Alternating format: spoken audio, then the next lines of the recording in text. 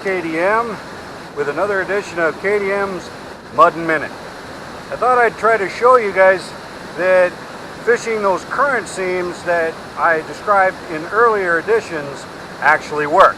Let's see if I can catch a fish.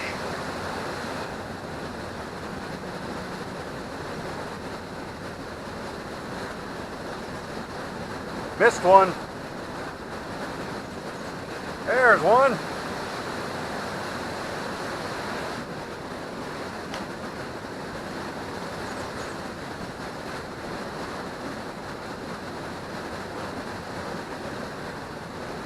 Little gator.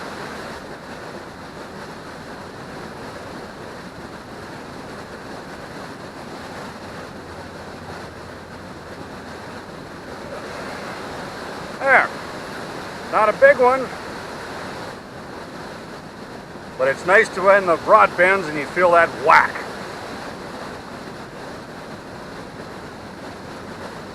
There he is. As I was sitting here fishing, I thought I should do a segment on the difference between a long shank and a standard shank jig head when using paddle tails.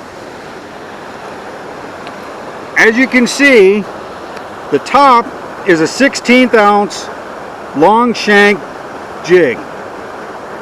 This is a standard shank 1/16 ounce jig. With the long shank, you gain a little bit of distance towards the back of your bait with which to hook fish. On the 1/8 ounce jig, it's a little bit more pronounced. This is a standard shank 1/8 ounce jig, and here's the long shank.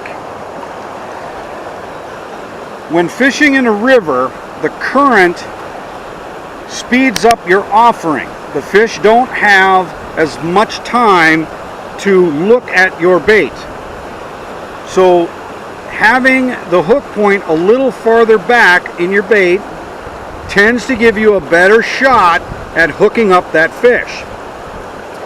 When your bait enters the strike zone for the fish, they have a very short time to decide if they're going to hit it or not hit it.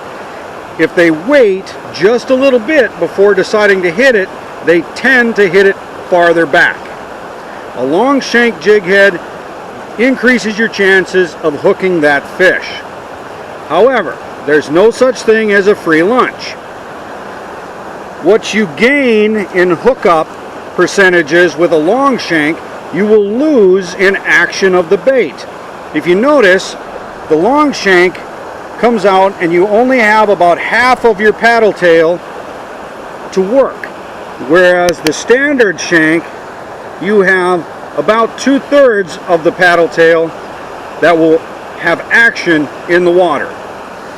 This is KDM with another Muddin Minute.